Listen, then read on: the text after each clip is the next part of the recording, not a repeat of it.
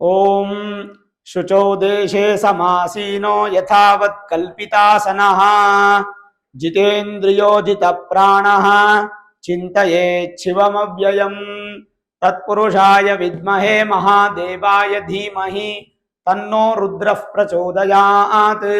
ಶ್ರೀ ಗುರುಭ್ಯೋ ನಮಃ. ಹರಿ ಓಂ.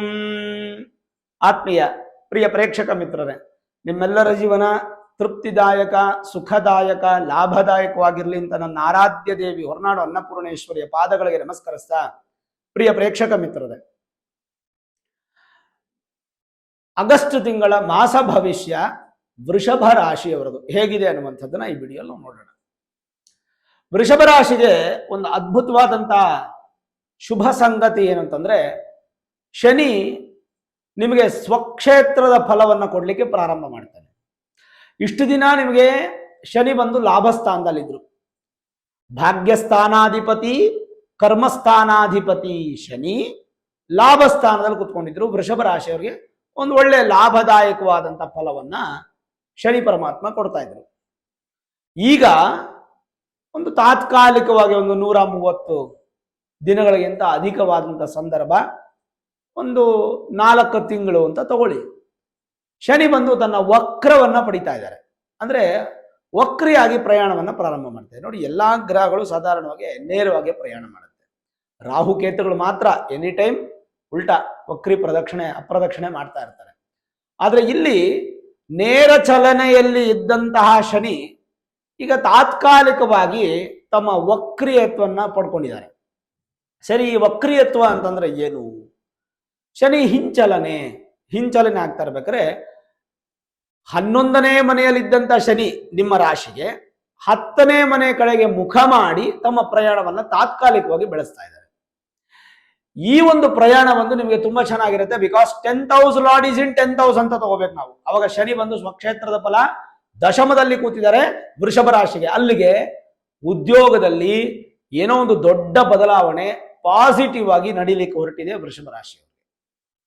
ದೊಡ್ಡ ಬದಲಾವಣೆ, ಬಹಳ ಚೆನ್ನಾಗಿರ್ತಕ್ಕಂಥ ಉದ್ಯೋಗದ ಸ್ಥಿರತ್ವ ಸಿಗುವಂಥದ್ದು, ಅಥವಾ ಉದ್ಯೋಗದಲ್ಲೇ ನೀವು ಎಂದಿಗೂ ಬಯಸದೇ ಇರತಕ್ಕಂಥ ಸಂತೋಷ ಸಿಗುವಂಥದ್ದು, ಟೆಂಪರವರಿ ಆಗಿರ್ತಕ್ಕಂಥವ್ರು ಪರ್ಮನೆಂಟ್ ಆಗ್ಬಿಡೋದು, ಅಥವಾ ಒಂದು ಒಳ್ಳೆ ವ್ಯಾಲ್ಯೂ ಇರುವಂತಹ ಒಂದು ಪೊಸಿಷನ್ ಸಿಗೋದು, ಅಥವಾ ಡ್ಯುಯಲ್ ಜವಾಬ್ದಾರಿಗಳು, ಒಂದು ಜವಾಬ್ದಾರಿ ಎಷ್ಟಿದೆ ಇನ್ನೊಂದು ಜವಾಬ್ದಾರಿ ಆಡ್ ಆಗೋದು.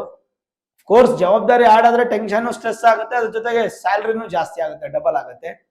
ಹೀಗೆ ಏನೋ ಒಂದು ದೊಡ್ಡ ಬದಲಾವಣೆಯನ್ನ ನಾವು ನಿರೀಕ್ಷೆ ಮಾಡಬಹುದು ವೃಷಭ ರಾಶಿಯವರಿಗೆ. ಶನಿ ವಕ್ರಿ ಆಗಿರೋದ್ರಿಂದ ಪಾಸಿಟಿವ್ ಆಗಿ, ನೆಗೆಟಿವ್ ಆಗಲ್ಲ.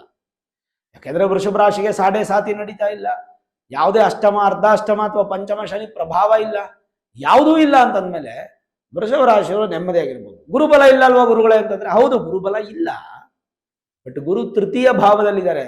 3ನೇ ಸ್ಥಾನವನ್ನ ಧೈರ್ಯ ಸ್ಥಾನ ಅಂತ ಕರಿತೀವಿ. ಯಾವಾಗ ನಿಮಗೆ ಗುರುಬಲ ಇಲ್ಲವೋ, ಗುರು ನಿಮಗೆ ಧೈರ್ಯದಲ್ಲಿ ಬಂದಿದ್ದಾಗ, ಗುರು ನಿಮಗೆ ದುಡ್ಡು ಕೊಡ್ಲಿಲ್ಲ ಅಂದ್ರು ನಾನಿದ್ದೀನಿ ಮುಂದೋಗು ಅನ್ನುವಂತ ಧೈರ್ಯವನ್ನ ಕೊಡ್ತಾರೆ ನೋಡಿ, ಅದು ಮಾತ್ರ ನಿಮಗೆ ಎಕ್ಸಲೆಂಟ್ ಆಗಿ ಫಲ ಕೊಡುತ್ತೆ. ಹಾಗಾಗಿ ಚಿಂತೆ ಮಾಡೋ ಅವಶ್ಯಕತೆ ಇಲ್ಲ. ವೃಷಭ ರಾಶಿಯವರು ಪಾಸಿಟಿವ್ ಥಿಂಕಿಂಗ್ ಅನ್ನ ಮಾಡಿ, ಈ ತಿಂಗಳು ಏನೋ ದೊಡ್ಡ ಬದಲಾವಣೆ ಇದೆ ನಿಮ್ಮ ಜೀವನದಲ್ಲಿ, ಅದರಲ್ಲೂ ಎಸ್ಪೆಷಲಿ ಉದ್ಯೋಗದ ವಿಚಾರವಾಗಿ. ಸರಿ, 1ನೇ ತಾರೀಕು ನಿಮ್ಮ ರಾಶಿಯಾಧಿಪತಿ ಆಗಸ್ಟ್ 1ನೇ ತಾರೀಕು ನೀಚ ಸ್ಥಾನಕ್ಕೆ ಹೋಗ್ತಾರೆ. ಸರಿ, ವೃಷಭ ರಾಶಿ ಅಂತಂದ್ರೆ ದೇಹ, ಶರೀರ ಅಂತ ತಗೊಳ್ಳೋಣ ನಾವು. ಈಗ ಜನ್ಮ ಜಾತಕದಲ್ಲಿ ಲಗ್ನ ಅಂದ್ರೆ ಶರೀರ ಅಂತ ತಗೊಳ್ತೀವಿ, ಗೋಚಾರದಲ್ಲಿ ಶರೀರ ಅಂತ ತಗೊಳ್ಳೋಣ. 6ನೇ ಮನೆ ಋಣ, ರೋಗ, ಶತ್ರುಸ್ಥಾನ ಅಂತ ತಗೊಳ್ಳೋಣ. ಈ 2 ಸ್ಥಾನಕ್ಕೂ ಅಧಿಪತಿಯಾಗಿರ್ತಕ್ಕಂಥ ಶುಕ್ರ ತಮ್ಮ ನೀಚ ಸ್ಥಾನಕ್ಕೆ ಹೋದಾಗ, ಅದು 5ನೇ ಮನೆಯಲ್ಲಿ, ಸ್ವಾಭಾವಿಕವಾಗಿ ಈ ವಿಚಾರಗಳಲ್ಲಿ ಸ್ವಲ್ಪ ಹಿನ್ನಡೆ ಆಗುವ ಸಾಧ್ಯತೆ ಇರುತ್ತೆ. ಏನು, ಶರೀರ ಸ್ವಲ್ಪ ಬಲಹೀನವಾಗುತ್ತೆ, ಧೈರ್ಯ ಇರುತ್ತೆ, ಸುಮ್ಮನೆ ಓಡಾಡ್ತೀರಾ, ಸಿಕ್ಕಾಪಟ್ಟೆ ಶ್ರಮ ಪಡ್ತೀರಾ, ಸುಸ್ತಾಗ್ಬಿಟ್ಟು ಅಯ್ಯೋ ನನ್ನ ಕೈಲಿ ಆಗ್ತಾ ಇಲ್ಲಪ್ಪ, ಸುಸ್ತಾಗ್ತಾ ಇದೆ, ನಾನು ನಿದ್ದೆ ಮಾಡ್ತೀನಿ, ರೆಸ್ಟ್ ತಗೋತೀನಿ ಅಂದ್ರೆ ನಿಮ್ಮ ದೇಹ ರೆಸ್ಟ್ ಕೇಳುತ್ತೆ. ಈ ತಿಂಗಳು ಹೆಚ್ಚು ರೆಸ್ಟ್ ಕೇಳುತ್ತೆ. ನಿಮ್ಮ ದೇಹದಲ್ಲಿ ಎಷ್ಟು ಶಕ್ತಿ ಇದೆಯೋ ನೋಡಿ, 100 kg ತಲೆ ಮೇಲೆ ಎತ್ಕೊಂಡು ಹೋಗುವಂಥವ್ರ ಶಕ್ತಿ ಬೇರೆ, 50 kg ಎತ್ಕೊಂಡು ಹೋಗುವಂಥವ್ರ ಶಕ್ತಿ ಬೇರೆ. ನಿಮ್ಗೆ ಎಷ್ಟು ಶಕ್ತಿ ಇದೆ ಅದನ್ನ ಮಾತ್ರ ನೀವು ಮಾಡಿ, ಹೆಚ್ಚಿನ ಶಕ್ತಿ ಮಾಡಿ ಆಯಾಸ ಮಾಡ್ಕೋಬೇಡಿ, ದೇಹನ ಸ್ವಲ್ಪ ಬಲ ಮಾಡ್ಕೊಳ್ಳಿ. ಇನ್ನು ಋಣ, ಸ್ವಲ್ಪ ಸಾಲ ಮಾಡುವಂತಹ ಸಾಧ್ಯತೆಗಳು ಈ ಒಂದು ತಿಂಗಳಲ್ಲಿ ಕಾಣ್ತಾ ಇದೆ. ಯಾರಿಗೆ? ವೃಷಭ ರಾಶಿಯವರಿಗೆ ಯಾವುದಾದ್ರೂ ಒಂದು ರೂಪದಲ್ಲಿ ಸಾಲ, ಏನೋ ಒಂದು ಗಾಡಿ ತಗೊಳ್ಳೋದು, ಕಾರ್ ತಗೊಳ್ಳೋದು, ಮೊಬೈಲ್ ತಗೊಳ್ಳೋದು, ಲ್ಯಾಪ್ಟಾಪ್ ತಗೊಳ್ಳೋದು, ಏನೋ ಒಂದು ಸಣ್ಣ ಪುಟ್ಟದಾದ್ರೂ ಸಾಲ ಮಾಡುವಂಥ ಸಾಧ್ಯತೆಗಳು ಇರುತ್ತೆ. ಹಾಗಾಗಿ ಹೆಚ್ಚು ಸಾಲದ ಕಡೆ ಗಮನ ಕೊಡಬೇಡಿ, ಆರೋಗ್ಯದ ಕಡೆ ಹೆಚ್ಚು ಗಮನ ಕೊಡಿ. ಹಾಗೆ ಶತ್ರುಗಳನ್ನ ಉತ್ಪತ್ತಿ ಮಾಡ್ಕೋಬೇಡಿ. ಇರೋ ಶತ್ರುಗಳನ್ನ ಜಾಸ್ತಿ ಅವ್ರನ್ನ ಕೋಪ ಬರೆಸೋ ಥರ ಮಾಡಬೇಡಿ, ದೃಷ್ಟಿ ಆಗೋ ರೀತಿಯಾಗಿ ಮಾಡಬೇಡಿ. ಸಾಧ್ಯವಾದಷ್ಟು ಲೈಟ್ ಕಲರ್ಸೇ ಡ್ರೆಸ್ ಯೂಸ್ ಮಾಡಿ, ಡಾರ್ಕ್ ಕಲರ್ಸ್ ಯೂಸ್ ಮಾಡಬೇಡಿ. ಆಮೇಲೆ ನೀವೇನೇ ಪರ್ಚೇಸ್ ಮಾಡಿ, ಏನೇ ತೊಗೊಂಡ್ರು ಈ ಸಲ ಯಾರಿಗೂ ಈ ತಿಂಗಳು ಬಹಿರಂಗ ಮಾಡಕ್ಕೆ ಹೋಗ್ಬೇಡಿ. ಏನೋ ಒಂದು 10 ಗ್ರಾಮ್ ಬಂಗಾರ ತೊಗೊಂಡಿರ್ತೀರ, ಒಂದು ವರ್ಷ ದುಡ್ಡು ಕೂಡಿಟ್ಟು ಕಷ್ಟಪಟ್ಟು, ನಾನು ಬಂಗಾರ ತೊಗೊಂಡೆ ಅಂತ ಎಲ್ಲರಿಗೂ ಹೇಳ್ಕೊಂಬರೋದು, ಅದು ಕಣ್ ದೃಷ್ಟಿ ಆಗೋದು. ಆ ಥರ ಆಗೋದು ಬೇಡ. ಸಾಧ್ಯವಾದಷ್ಟು ಹೈಡ್ ಮಾಡಿ, ಹೈಡಿಂಗ್ ನೇಚರನ್ನು ಅಭ್ಯಾಸ ಮಾಡ್ಕೊಳ್ಳಿ ವೃಷಭ ರಾಶಿ. ಇನ್ನು 2ನೇ ತಾರೀಕು ಕುಜ ನಿಮ್ಮ ರಾಶಿಗೆ ಬರ್ತಾರೆ. ಅಂದ್ರೆ ನಿಮ್ಮ ರಾಶಿಯಿಂದ ಮುಂದಿನ ರಾಶಿಗೆ ಬರ್ತಾರೆ, ಮುಂದಿನ ರಾಶಿಗೆ ಹೋಗ್ತಾರೆ. ಏನಾಗುತ್ತೆ, ವೃಷಭ ರಾಶಿಯವರಿಗೆ ಕುಜ 2ನೇ ಮನೆಯಲ್ಲಿದ್ದಾಗ ತಾತ್ಕಾಲಿಕ ಕುಜ ದೋಷ ಅನ್ನುವಂಥದ್ದು ಅಪ್ಲೈ ಆಗುತ್ತೆ. ಸ್ವಲ್ಪ ಅಗ್ರೆಸಿವ್ ಆಗೋದು, ಕೋಪ ಬರೋದು, ಜೋರಾಗಿ ಮಾತಾಡ್ಬಿಡೋದು, ಶತ್ರುಗಳು ಉತ್ಪತ್ತಿ ಮಾಡ್ಕೊಳ್ಳೋದು, ಸಿಕ್ಕಾಪಟ್ಟೆ ಟೆನ್ಷನ್ ಆಗ್ಬಿಡೋದು, ಹೆಂಡತಿ ಮಕ್ಕಳು ಎಲ್ಲರ ಮೇಲೆ ಬೈದ್ಬಿಡೋದು, ಗಂಡನ ಮೇಲೆ ಬೈದ್ಬಿಡೋದು, ಅತ್ತೆ ಮಾವ ಅಥವಾ ಅಪ್ಪ ಅಮ್ಮನ ಮೇಲೆ ಬೈದ್ಬಿಡೋದು, ಜಗಳ ಆಡ್ಬಿಡೋದು. ಆಮೇಲೆ ಅಯ್ಯೋ ನಾನು ಮಾಡಬಾರ್ದಾಗಿತ್ತು ಅಂತ ಪಶ್ಚಾತ್ತಾಪ ಪಡೋದು. ತಿಳ್ಕೊಂಬಿಟ್ರಲ್ಲ ಈಗ. ಹಾಗಾಗಿ ಇದನ್ನು ಮಾಡೋಕ್ಕೆ ಹೋಗ್ಬೇಡಿ.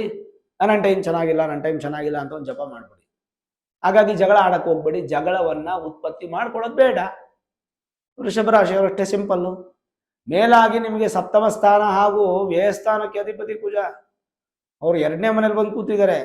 ನಿಮಗೆ ವಿವಾಹಕ್ಕಾಗ್ಬೋದು, ವಿವಾಹ ಸ್ಥಾನಕ್ಕಾಗ್ಬೋದು, ಅಥವಾ ವಿದೇಶಿ ಪ್ರಯಾಣ ಸ್ಥಾನ ಆಗ್ಬೋದು, ಅಯನ ಶಯನ ಭೋಗ ಆಗ್ಬೋದು, ಅಥವಾ ನಷ್ಟ ವ್ಯಯ ಆಗ್ಬೋದು. ಇದೆಲ್ಲ ಸ್ಥಾನಕ್ಕೆ ಅಧಿಪತಿ ಕುಜನೇ. ಅವ್ರು 2ನೇ ಮನೇಲಿ ಇದ್ದಾರೆ. ಏನು ನಿಮ್ಗೆ ದೊಡ್ಡ ಪ್ರಮಾಣದ ಸುಖನೂ ಕೊಡಲ್ಲ, ಹಾಗಂತ ದೊಡ್ಡ ಪ್ರಮಾಣದ ದುಃಖನೂ ಕೊಡಲ್ಲ. ಮಧ್ಯಮವಾಗಿ ನ್ಯೂಟ್ರಲೈಸ್ ಸಿಸ್ಟಮ್ ಅಲ್ಲಿ ಇದ್ದು ಬಿಡ್ತಾರೆ ಕುಜನಿಂದ ತಲೆಗೆ ಕಡಿಸ್ಕೊಳ್ಳೋ ಅವಶ್ಯಕತೆ ಇಲ್ಲ. ಅಗ್ರೆಸಿವ್ ಮಾತ್ರ ಆಗಬೇಡಿ, ಅದು ಬಹಳ ಇಂಪಾರ್ಟೆಂಟ್. ಇನ್ನು ಸೂರ್ಯ 17ನೇ ತಾರೀಕು ಸೂರ್ಯ ಬಂದು ತಮ್ಮ ಸ್ವಕ್ಷೇತ್ರಕ್ಕೆ ಬರ್ತಾರೆ. 17ನೇ ತಾರೀಕುವರೆಗೂ ಮಿತ್ರ ಸ್ಥಾನದಲ್ಲಿ ಇರ್ತಾರೆ ಸೂರ್ಯ. ಅದಾದ್ಮೇಲೆ ಸ್ವಕ್ಷೇತ್ರಕ್ಕೆ ಬಂದು ವೃಷಭ ರಾಶಿಯವರಿಗೆ ಮೇಜರ್ ಪ್ಲಸ್ ಪಾಯಿಂಟ್ ಏನಂದ್ರೆ 4000 ಲಾರ್ಡ್ ಈಸ್ ಇನ್ 4000. 4ನೇ ಸ್ಥಾನಾಧಿಪತಿ 4ನೇ ಮನೆಯಲ್ಲೇ ಇದ್ದಾರೆ. ಯಾರು? ಸೂರ್ಯ. 17ನೇ ತಾರೀಕಿಂದ ಅಲ್ಲಿಗೆ ಮಾತೃವಿನ ಬಲ ಜಾಸ್ತಿ ಆಗುತ್ತೆ, ಸುಖದ ಅಭಿವೃದ್ಧಿ ಹೆಚ್ಚಾಗುತ್ತೆ, ಆರೋಗ್ಯದಲ್ಲಿ ಒಂದು ಶಕ್ತಿಯನ್ನ ಕೊಡುವಂತ ರೀತಿಯಲ್ಲಿ ಸೂರ್ಯ ಸಪೋರ್ಟ್ ಮಾಡ್ತಾರೆ. ದೊಡ್ಡ ದೊಡ್ಡ ಕೆಲಸಗಳೆಲ್ಲ ಈ ತಿಂಗಳು ಪರಿಪೂರ್ಣ ಆಗೋಗುತ್ತೆ. ರಾಜಕೀಯ ಕ್ಷೇತ್ರ, ಅಧಿಕಾರ ಕ್ಷೇತ್ರ, ಅಥವಾ ಗೌರ್ಮೆಂಟ್ ಕೆಲಸ ಮಾಡ್ತಾ ಇರ್ತಕ್ಕಂಥವ್ರು, ತಂದೆಯ ವಿಚಾರವಾಗಿರ್ತಕ್ಕಂಥ ಸಮಸ್ಯೆಗಳು ಎಲ್ಲವೂ ದೂರ ಆಗ್ಬಿಡುತ್ತೆ ವೃಷಭ ರಾಶಿಯವರಿಗೆ ಈ ತಿಂಗಳು. ಯಾಕಂದ್ರೆ ತುಂಬಾ ಬ್ಯೂಟಿಫುಲ್ ಪ್ಲೇಸ್ ಅಲ್ಲಿ ಬಂದು ಕೂತ್ಕೋತಾ ಇದ್ದಾರೆ ಸೂರ್ಯ ತನ್ನ ಸ್ವಕ್ಷೇತ್ರದಲ್ಲಿ. ಇದೊಂದು ಮೇಜರ್ ಪ್ಲಸ್ ಪಾಯಿಂಟ್. ಇದನ್ನ ನೀವು ಯುಟಿಲೈಸ್ ಮಾಡ್ಕೋಬೇಕು. ಯುಟಿಲೈಸ್ ಮಾಡ್ಕೊಂಡಾಗ ಮಾತ್ರನೇ ಫಲ ಸಿಗುತ್ತೆ. ಪ್ರಯತ್ನ ಇರಬೇಕು. ಎಕ್ಸಾಂಪಲ್, ನಿಮ್ಮ ತಂದೆಗೆ ಯಾವುದೋ ಸಮಸ್ಯೆ ಇತ್ತು ಅಂತ ಅನ್ಕೊಳ್ಳಿ. ಆ ಸಮಸ್ಯೆಗೆ ನೀವು ಈ ಒಂದು ಪರಿಹಾರ ಮಾಡಬೇಕು ಅಂತ ಪ್ರಯತ್ನ ಪಟ್ಟರೆ ಪರಿಹಾರ ಆಗುತ್ತೆ. ತಂದೆಗೆ ಯಾವ್ದಾರ ಜಾಗ ಇತ್ತು, ಅಂತ ಜಾಗದ ಸಮಸ್ಯೆಗಳು ದೂರ ಆಗ್ತಾ ಇಲ್ಲ ಅಂತಂದ್ರೆ ಈ ತಿಂಗಳು ನಿಮ್ಮ ಪ್ರಯತ್ನ ಸಫಲತೆಯನ್ನು ಕೊಟ್ಟುಬಿಡುತ್ತೆ. ಈ ತರದ ಒಂದು ಸ್ವಲ್ಪ ಪ್ಲಸ್ ಪಾಯಿಂಟ್ಸ್ ಅನ್ನ ಕಾಣಬಹುದು. ಜೊತೆಗೆ ಅಧಿಕಾರ ಅನ್ನೋದು ಸಿಗುತ್ತೆ. ಪ್ರಯತ್ನ ನಿಮ್ದು ಬಲಿಷ್ಠವಾಗಿರುತ್ತೆ ಅಷ್ಟೇ. ಇನ್ನು ಬುಧ ಈ ತಿಂಗಳು 2 ಬಾರಿ ಬದಲಾವಣೆ ಆಗ್ತಾರೆ. 5ನೇ ತಾರೀಕು ಒಂದ್ಸಲ, 22ನೇ ತಾರೀಕು ಒಂದ್ಸಲ. 5ನೇ ತಾರೀಕು ಬದಲಾವಣೆ ಆಗುವಂತಹ ಬುಧ ಸಮಬಲಕ್ಕೆ ಬರ್ತಾರೆ, ಶತ್ರುನೂ ಅಲ್ಲ ಮಿತ್ರನೂ ಅಲ್ಲ. ಅದೇ 22ನೇ ತಾರೀಕು ಸೂರ್ಯನ ಮನೆಗೆ ಬಂದು 4000 ಬಂದು ಕುತ್ಕೋತಾರೆ. ಬುಧಾದಿತ್ಯ ಯೋಗ ಆಕ್ಟಿವೇಟ್ ಆಗುತ್ತೆ. 60% ಗಿಂತ ಹೆಚ್ಚಾಗಿ ಫಲ ಕೊಡುತ್ತೆ. ಹಾಗಾಗಿ ಬುಧ ನಿಮಗೆ 22nd ಆದ್ಮೇಲೆ ತುಂಬಾ ಚೆನ್ನಾಗಿ ಸಪೋರ್ಟ್ ಮಾಡ್ತಾರೆ. ವ್ಯಾಪಾರ ವ್ಯವಹಾರ ಇದೆಲ್ಲ 22ನೇ ತಾರೀಕು ನಂತರ ತುಂಬಾ ಚೆನ್ನಾಗಿರುತ್ತೆ ವೃಷಭ ರಾಶಿಯವರಿಗೆ. ಬಿಫೋರ್ ದಟ್ ಸಾಧಾರಣವಾಗಿರುತ್ತೆ. ಏನು ಹೆಚ್ಚಿನ ಪ್ರಮಾಣದಲ್ಲಿ ಅಭಿವೃದ್ಧಿ ಅಥವಾ ಏನೋ ಸಕ್ಸಸ್ಸು ಅನ್ನೋ ರೀತಿಯಾಗಿ ಕಾಣೋದಿಲ್ಲ.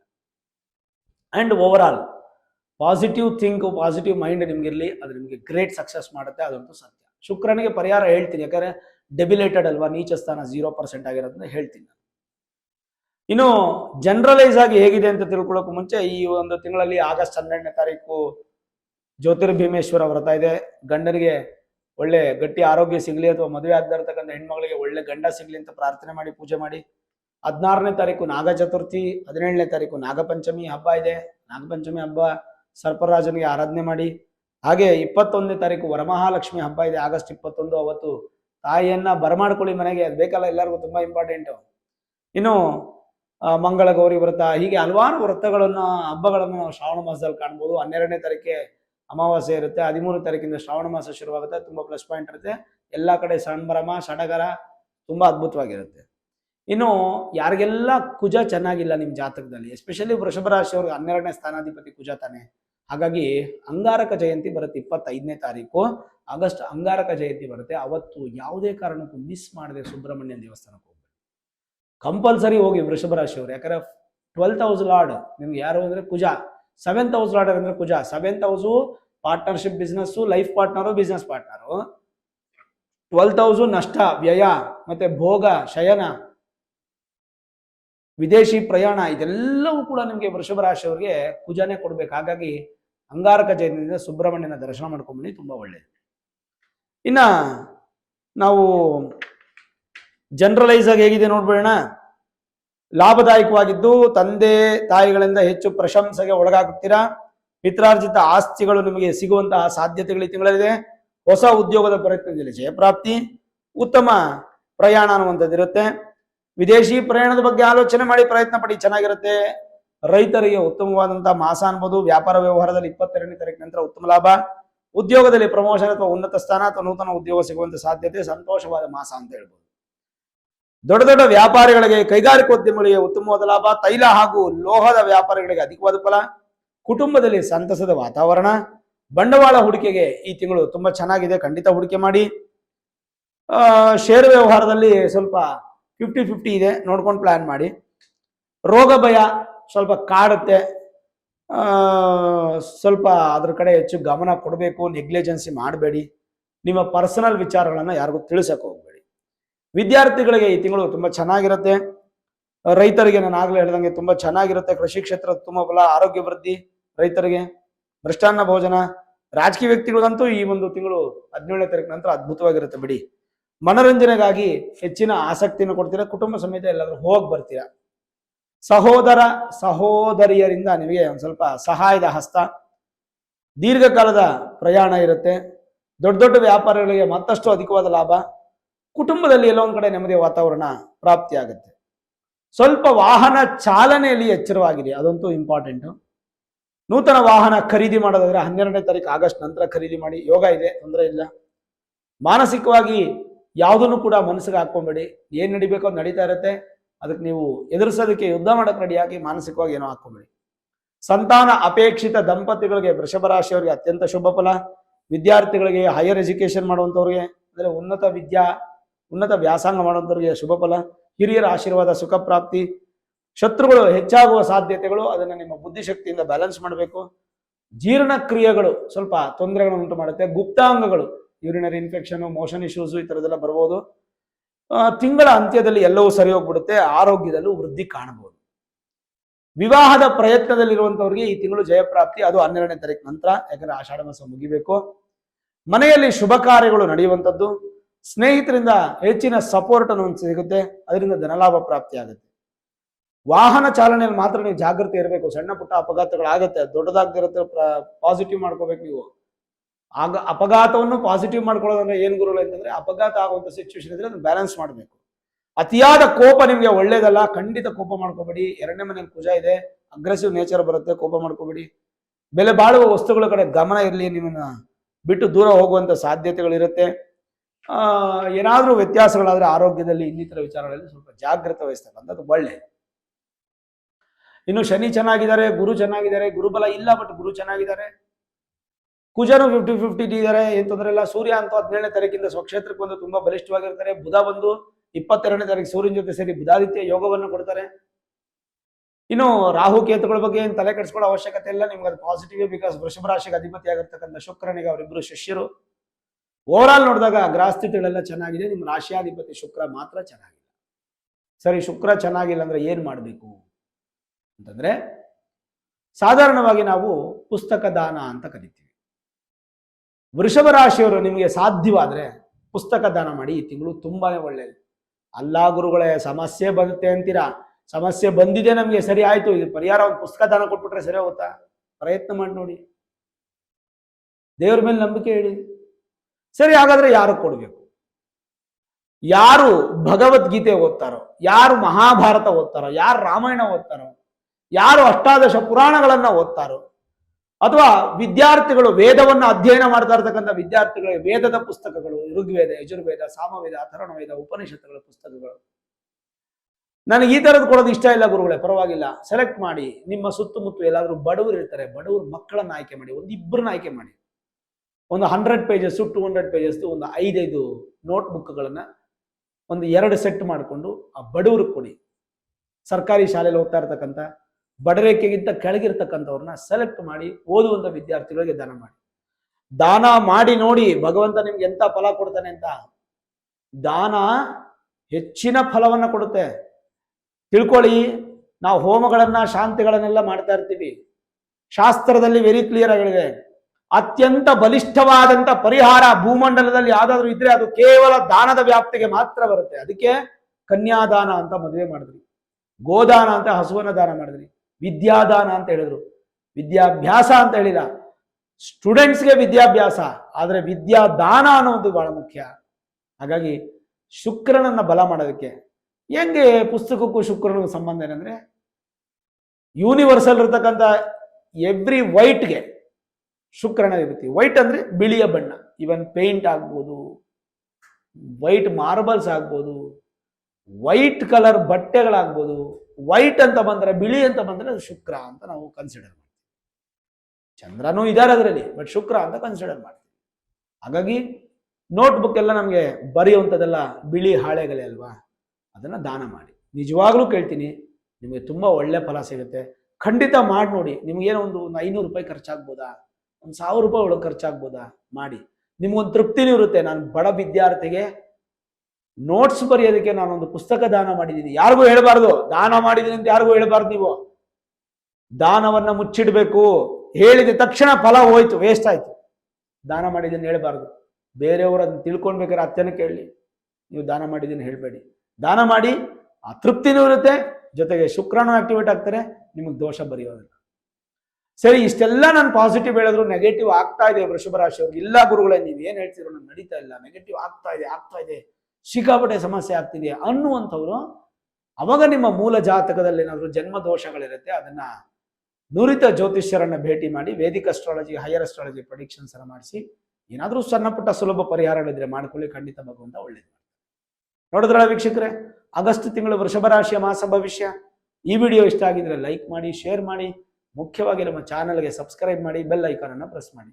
ಪ್ರತಿನಿತ್ಯ ನಾನು ಪೂಜೆ ಮಾಡುವಂತಹ ನನ್ನ ಆರಾಧ್ಯ ದೇವಿ ಹೊರನಾಡು ಅನ್ನಪೂರ್ಣೇಶ್ವರಿಯ ಆಶೀರ್ವಾದ, ಅನುಗ್ರಹ ಸದಾಕಾಲ ಮತ್ತೊಮ್ಮೆ ನಿಮ್ಗೆ ಸಿಗಲಿ ಅಂತ ಪ್ರಾರ್ಥನೆ ಮಾಡ್ತಾ, ಸರ್ವೇ ಜನಾಃ ಸುಖಿನೋ ಭವಂತು, ಸಮಸ್ತ ಸನ್ಮಂಗಳಾನಿ ಭವಂತು.